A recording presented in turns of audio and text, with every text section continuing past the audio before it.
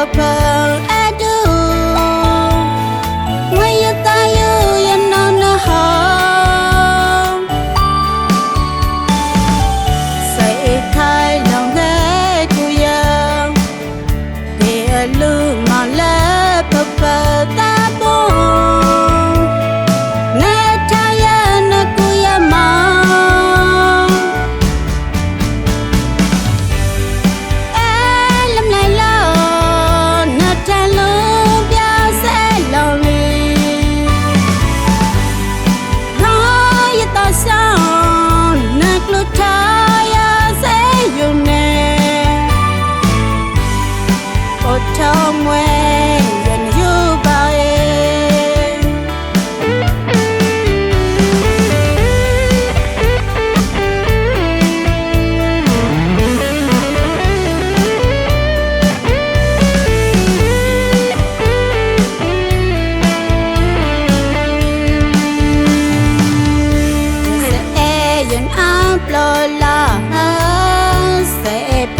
you love why you kayo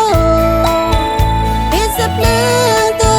jalo chang ta gon lao ya se dinner mwe le ko pa ya